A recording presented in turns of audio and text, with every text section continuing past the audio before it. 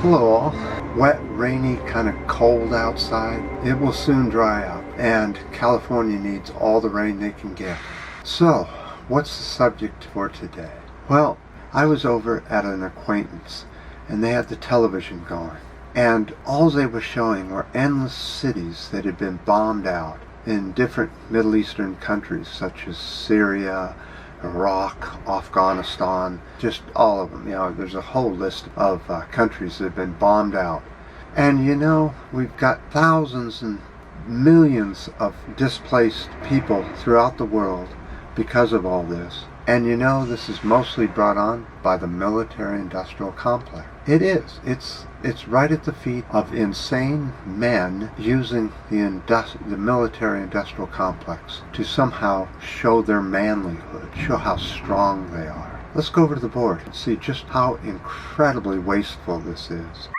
So these are sort of roundabout military spending numbers. Now let me try and tell you the total cost. This is what I could find on the net, which is just the lenient of costs. So 2018 saw $787 billion of military spending that we know of. However, we know that Trump wants to and has already engaged in upgrading again the nuclear weaponry in the U.S. Even though Obama did it, Clinton did it, Bush did it, and Bush did it.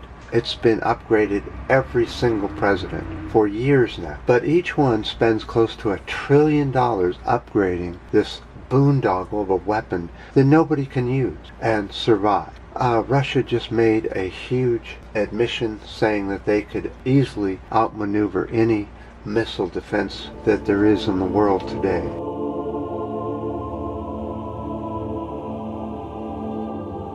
So how much money are we spending globally? Well, what I could find was $1.67 trillion for 2018. 2019 is going to see $1.96 trillion spending. However, that's probably really a 2 or a 3 there, because the true military spending is top secret. But as you watch your television and you see more and more cities looking like this,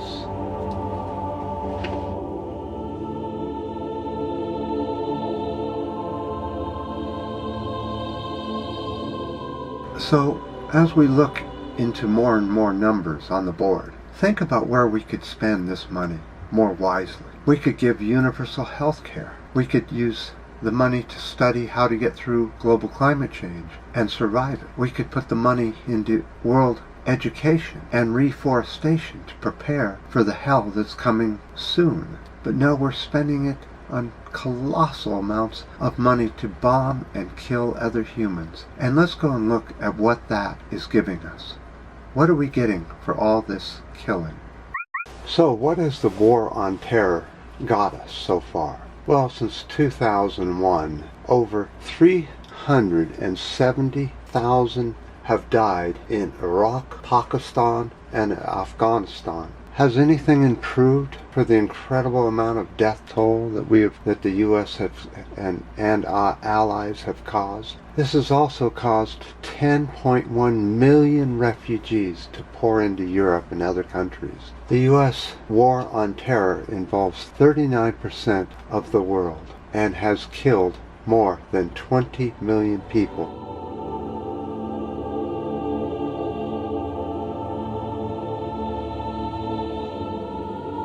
And related to the war on terror, the U.S. has attacked 37 different nations since 2001 that we know of.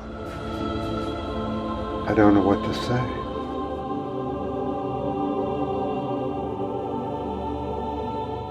I've said this so many times in my videos before, but the leadership is at fault for this. We're spending all this money to kill all these people and nothing changes. Terror just continues and continues and continues and will continue no matter how much money you spend on it. So why don't you just forget about it? It's a natural phenomenon that humans do to each other, and let's just move on and get going on universal health care, universal education from first grade all the way up to college. That's a much better way of spending our money than on endless bombs and killing and turning our cities into rubble. Are you noticing that? We're literally killing ourselves with the military-industrial complex and the leadership who's in their pocket. That includes the Democrats and Republicans and almost every party around the world. Revolution is the only thing that can save us now. Complete annihilation of all the world's parties and put in real parties, real progressive parties. Vote this garbage out and put progressives in.